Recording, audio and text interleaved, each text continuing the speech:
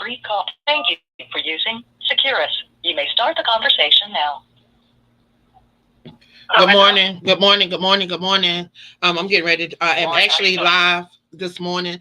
I want to thank you guys for tuning in to the Free Texas campaign, Voices from Behind the Walls. Of course, I am the queen of collaborations, Angela Thomas Smith. If you guys would please share this in your circle of influence, because you never know what someone may need.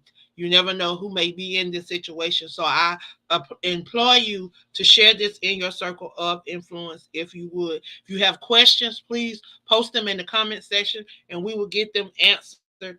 But my whole gist, my whole idea is to shed light on the injustice and the corruption that has plagued the state of Texas for over 3 to 4 decades now. We're coming across so many cases this year that I have been hosting this podcast and doing this.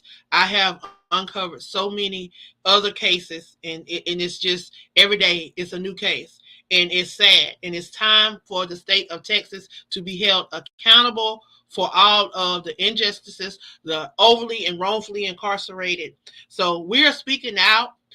If you are not attached to the Free Texas campaign, I want you guys to make sure that you are following us. We're on all most major platforms that stream podcasts. You can check us out on YouTube, iHeart, Speaker.com, U42, right here on Facebook. Um, it's just many platforms that you can check us out on. Well, right now, I am going to turn the floor over to my guest on today and allow him to shed a little bit of light on his story, as well as whatever he would like to share about his situation. The floor is yours. All right, thank you. Hello, my name is Michael M. Trujillo. I was convicted of capital murder in 2003 of June. I was innocent of the murder, but I was guilty of the drugs that were involved that led up to the murder. The state of Texas, when they put me on trial, they said I was the leader of the Mexican mafia, which was not true. The person that did the murders is free. He became a state witness, and he's still free. He admitted to doing a crime, this crime, and he was a week out on parole when these murders happened. And they didn't do anything for him. They just let him tell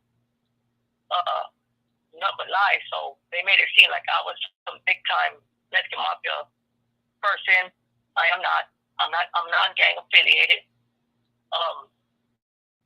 During my trial, they brought up all these points about how I was this leader, and everybody that testified in my behalf, they would just say that, no, he's saying that because he's the leader of the Mexican mafia. I have witnesses on both sides of my house saying that they saw that I had a gun pointed at me.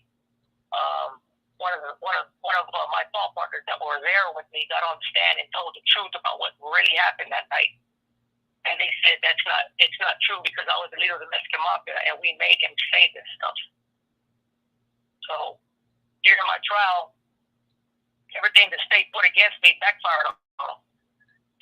And the judge in the end of my trial said that if I would have had a trial by judge, by law, he would have had to acquit me. So there's some things in my story that is just blatant. It's out there. I have all these lawyers that were contacting my family how they want to take over my case and get me out of here, and nothing's ever happened because during my appeals, it's the same thing. I kept getting denied because they keep putting the Mexican Mafia jacket on me. This case had nothing to do with the Mexican Mafia, but the person who did these murders made statements saying that I was the leader of the Mexican Mafia. So just some of the things that were happening.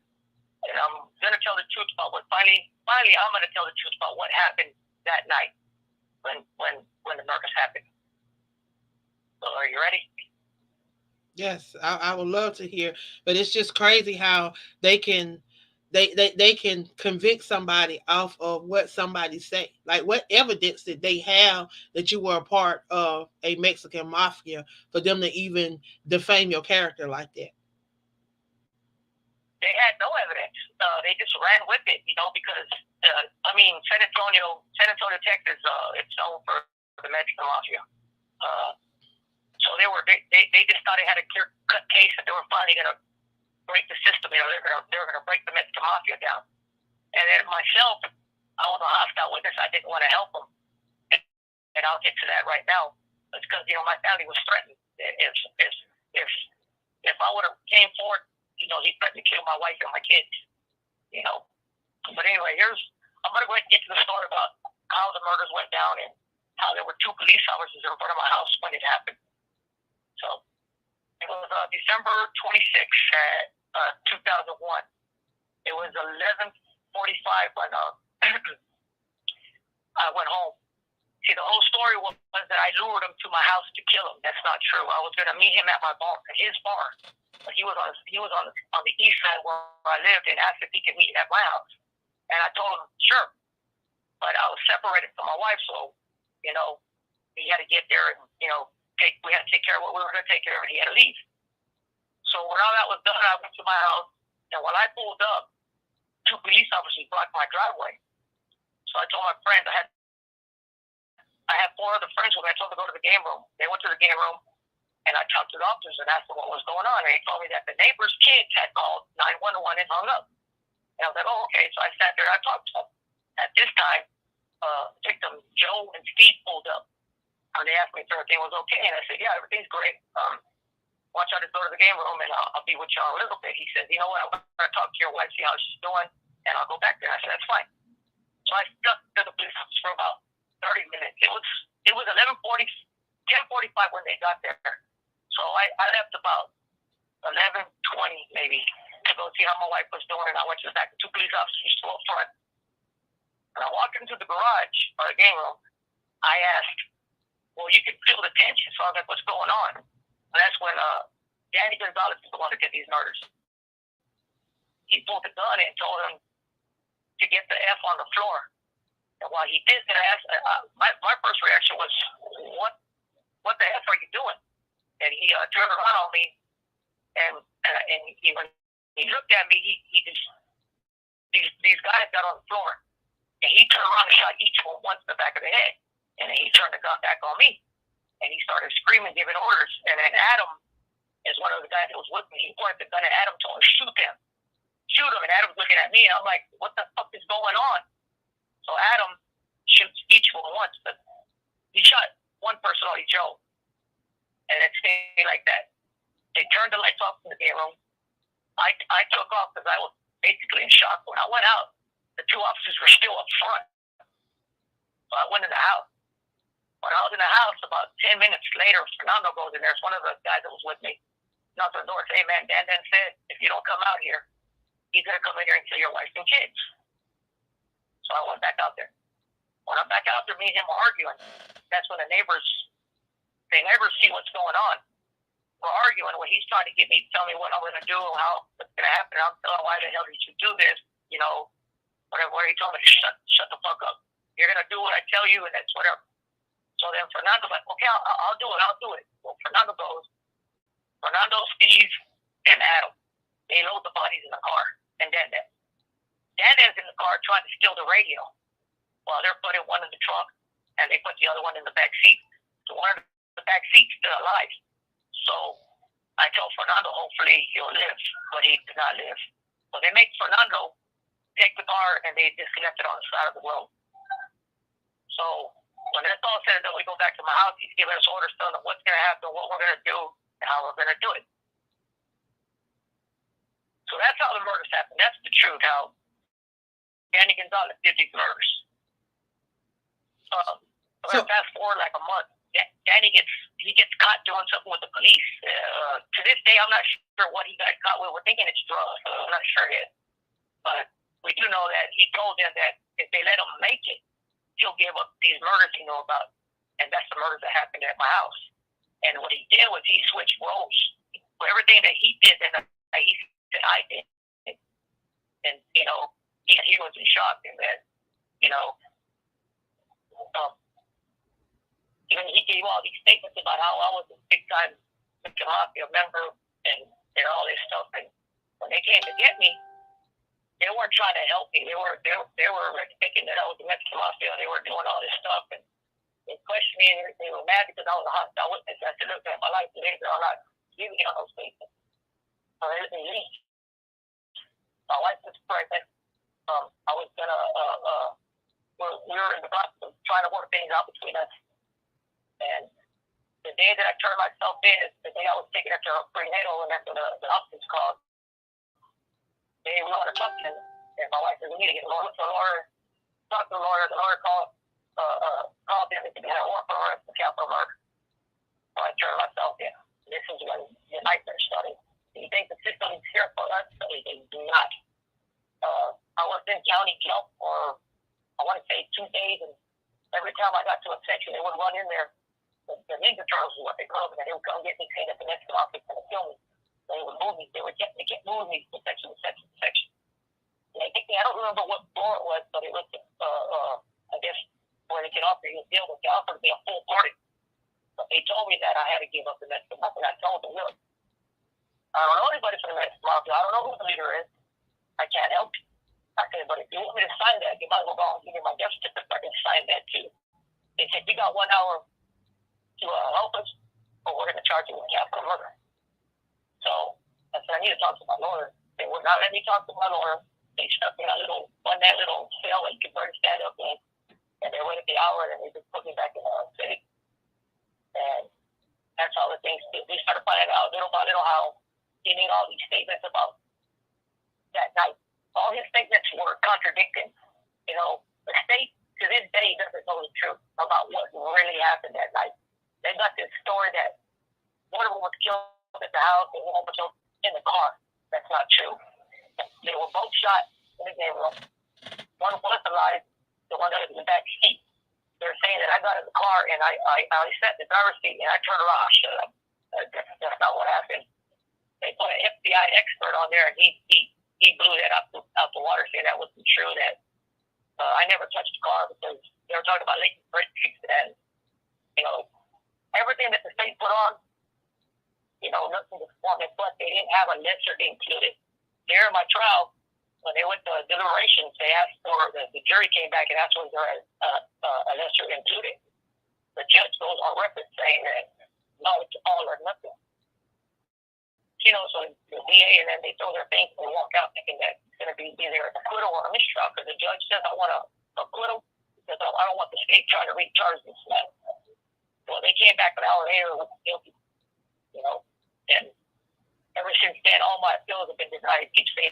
And to this day, I'm a non-gang file, never been on gang file. And the Supreme Court, when he ruled on my case, now they're saying that I didn't do the murders. They're saying it's all parties. They're saying that Danny Gonzalez, the person that is free right now, he's saying that he's a known confirmed Mexican Mafia member and that he did these murders, but due to the law in Texas, he has to affirm it on the all parties. So now I'm here for all parties. I've been locked up going on 21, 22 years. For something I didn't do. I didn't do the murders, but I was guilty of being in, doing drugs and stuff like that, selling drugs. But that night, I had nothing to do with it that night. The 2 police officers that were there testified on the stand saying that if I had anything to do with those murders, they would have been able to notice that I would have been real nervous if I lured them to the house. I talked to them. I was joking to make sure that everything was okay with the kids next door. They asked me some questions if how they used to fight. I said no. They're pretty good people. So they got to understand that in all the 25 years that he's a police officer, he's never met anybody that can be a cold-blooded killer like that. And he said that Mr. Trujillo had no knowledge of what was going to happen that night. But the state was against me, because I wouldn't help him. They wanted you to give information that you did not have. They wanted you to be a party of something that you were not a party of. And then so in other words, they pretty much saying their own officers are liars because they did not believe what their own officers said. I mean, so really, what I don't get it. I really I'm not understanding this. And then they so immediately after this happens, no one gets arrested right after this happens. You get arrested months after this. Whenever this guy gets, it's a month and a half later. And you only get arrested because this guy is hemmed up and he tells them that he know who did the murders. Yes, sir. So, and it's all documented. This guy, like I said, he's been out on parole. He was out on parole not even a week when this happened. You know, there's other crimes that he's done that I know about, and you know, he threatened my family. My neighbors owned a restaurant. When I was in county jail, he went over there looking because I had to move my wife. I moved my wife and kids to another house. He tried to run my father up the road. The neighbors, he threatened them, said he's going to do whatever it takes to get her. He was trying to get me to sign for this time. You know, the other guy, Adam Gomez, he's here incarcerated. The deal was me and Fernando were going to testify in his case about he didn't kill nobody, but he shot a dead person. So they're saying that I should have got like an aggravated assault with a deadly weapon. That's what Adam should have got, and that's what I would have got. You know, so we were going to testify to Adam's defense. And at the last minute, he signed for his time. Well, we didn't know what was going on, like what the hell's going on. So then we find out that dad got to his family and threatened to kill his mom and dad and his wife and whoever, and he signed for his time. So this guy, he's been getting up information for years. He works for a repeat offender. I don't know the rest of it, but he works for them. He's like a really, you know, he's a bad dude. You know, he's killed people before. He gets away with it. Like this one. They know he did it. The state knows he did it. Because they told me. We want you to, you know, we want you to do this, this, and this. But I was like, man, my life's in danger. My family. I wasn't really more concerned with my daughters themselves. Concerned for my wife and kids because we were not together at the time. And they didn't care. They didn't care. They didn't give us the next amount. Like, why do you want me to give us the next amount? They wanted to injure. I'm like, why do you want me to do that? I don't know who it is. You know, they wanted me to do things that it was impossible. You know, and like I said, this man was going around threatening my family. And then finally, I made bond. They let me make bond. You know, because the DA said that the motive for the murder was that I killed these men for $1,500, and that was not true. You know. I never admitted this, but I used to sell large amounts of drugs. And $1,500 was not nothing, you know. And for them to say that, not because their trial, they proved that wrong, you know. But like the jury wasn't.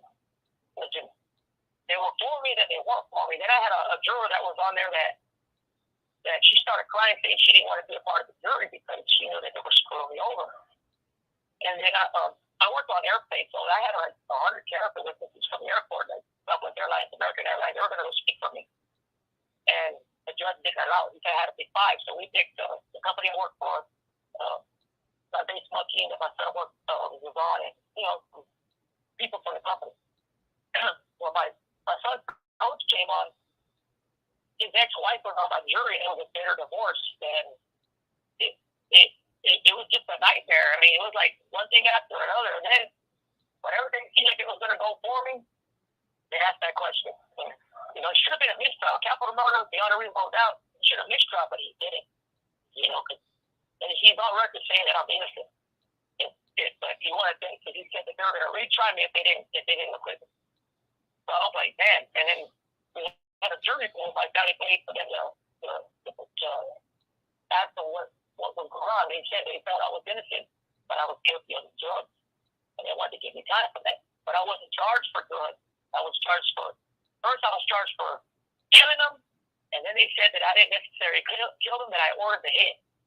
And now the Supreme Court judge says I didn't do neither of those. It's all parties. So, you know, I just So, you know, I mean, no matter what. so I make me understand this. So, during your trial, they changed your charges 3 times, or said you could No, be you could be charged for this instead of this instead of that. I mean, how they go from they never capital murder to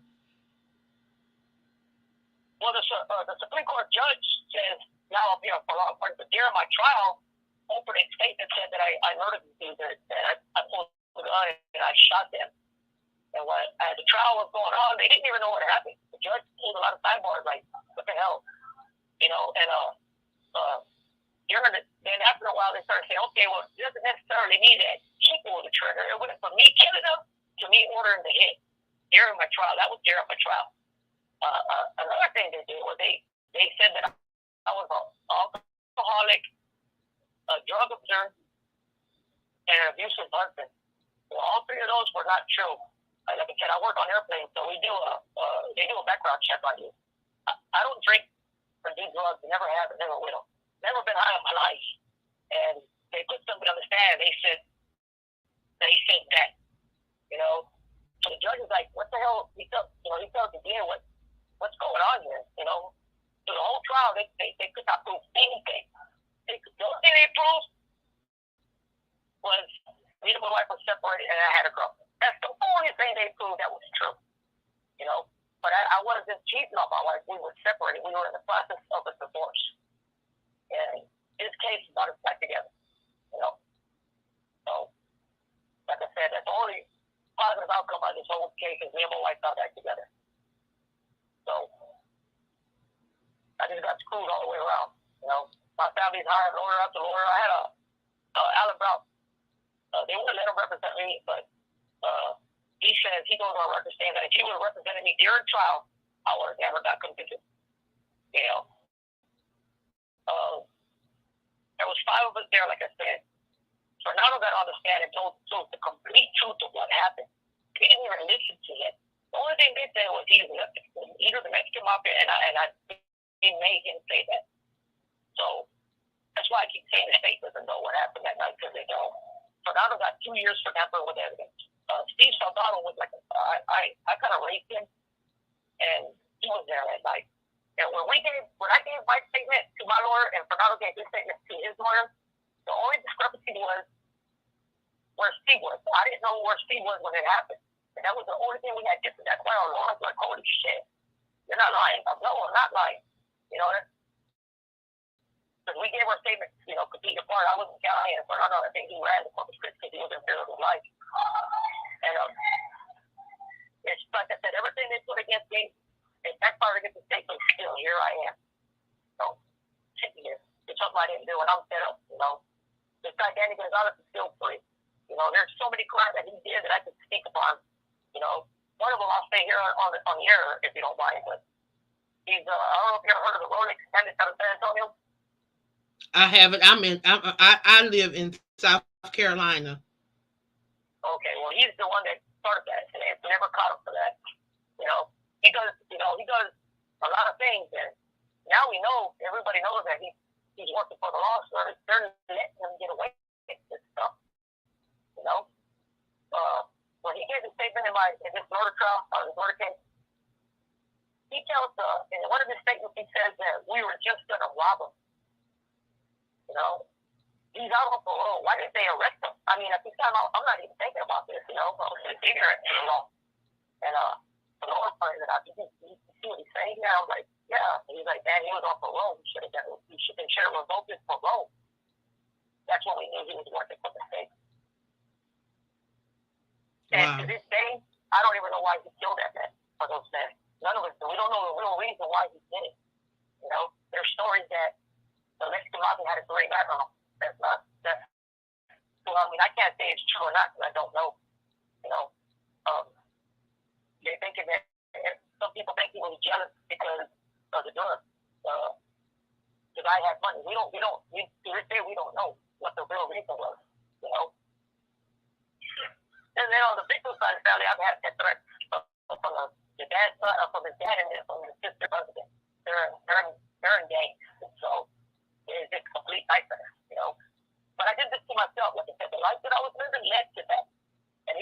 themselves become political, but not for capital murder. You know, I didn't hurt neither one of those men. I had nothing to do with it. I never planned it. I'm paying for what I did. You know, my part. You know, for the life I lived, and there's nothing to do about it now. So every time a lawyer contacts my family, they're going home. They get my family all like, oh yes, they didn't get him home. Oh yeah, but we need $100,000. I'm like, if you feel you can get me home, then why don't you get me home? You know, right? You know, all they talk about is how much money that they say, oh, so you can have that money. I will sign a waiver. You can have that money. I don't need the money. I just want to go home with my family. You know. So and what? Like my mom. What would you like for those that are tuned in today, those that have a heart and those that may be willing? You may have legal aid or somebody out there, an activist or someone out there that works for an organization that may be able to assist. What would your desires for them today to be? Oh, it would be great if somebody would pick up my case to believe in my innocence to help me get out. Like I said, I don't want no money. I just want to go home. I will sign my waiver. I'll sign my rights or anything. I want the truth to come out. I believe this man needs to come to prison because murder is a lifetime. They can come to at any time. And I'll testify. You know, I'll do what it takes to get him in here because he deserves to be here. Now, if I have to stay here too, then that's fine. You know, the only thing I care about is my family. My family's afraid right now, thinking that something's going to happen to them. You know, because of my speech. So, my son's the same way. My son told me, Dad, I don't want to incriminate you. So I said, how can I incriminate myself if I'm here for the worst charge you can get? And I'm here. I've been locked for 22 years. What more can they do? So they're going to take everything from me. I just want somebody to help. You know, I hired Halo, and they went to talk to my phone partner, and he helped me, but he's mad. You know, like, this is my fault. I guess it is my fault, you know. But if he would have held his gun and went to trial, he would have got, I think, time for life there, like a capital. And they're saying, oh, party, how did I get worse than him? But, you know, that's always for another day. You know, just want somebody to come in and be true and help us. So, my family will pay whatever they have been. I think my family's paying over $300,000, and I'm still sitting here with a capital murder. That's crazy. And I'm hiring somebody to Lord against that. That's crazy. When these people just need to do their jobs. These people just need to do their jobs. I mean, it's so many holes. You shouldn't have to keep paying lawyers that amount of money, and then they doing absolutely nothing. When some of these people, all they need to do is go over, and I'm calling for the Department of Justice to evaluate and to look at a lot of these cases. Just like they going into Mississippi, into a lot of these places. They here in South Carolina looking at the South Carolina DC. So the same thing that they're doing here in South Carolina, they need to do in Texas. They need to start with the governor, because he's putting down a lot of these laws. He's putting down a lot of these underhanded things that is allowing these people to be able to do what they do. Because I look at this, they assign these public defenders who becomes assistant district attorneys, then they become district attorneys, and then they get on the Court of Appeals. So then when you get up for appeals and putting these appeals in, these people already know your case because they defended your case. They put you there. And then they're keeping you there.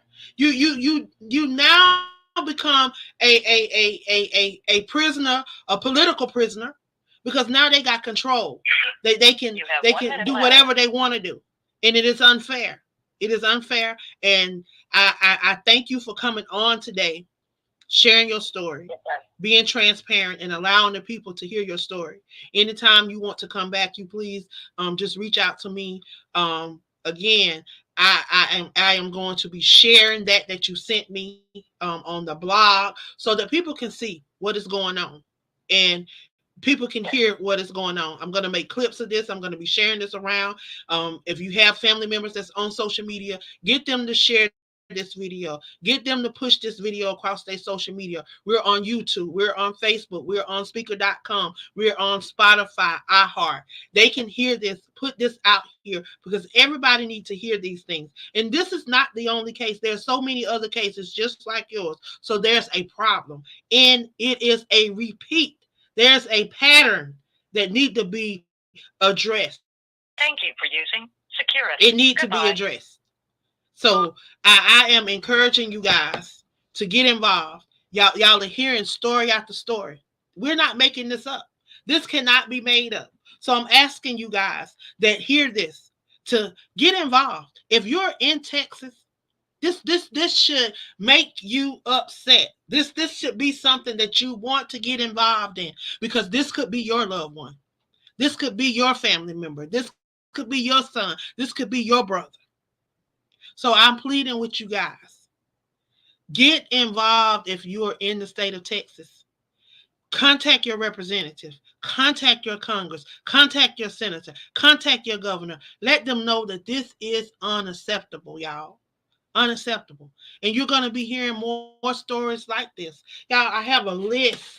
It's ridiculous. I have a list of these many people that have reached out to me. These are the people that I'm working with right there in TDCJ, the Department of Corrections in Texas. Now, it's sad. It is sad. But enough is enough. And we're calling for the DOJ to get involved. Y'all stay tuned. I'll be back at 12:10. I have another interview at 12:10, 12:45, and then 1:55 today. So y'all stay tuned. If you come across this, please share this with somebody. You never know what the next person may be in need of. Again, I thank you guys. I thank you. I thank you for all your support. Again, I am the queen of collaboration, Angela Thomas Smith. I am one of the co-founders of the Free Texas Campaign, where I believe that we have to be the change that we want to see in this world. And that's my motto across all of my platforms, y'all. Be that change.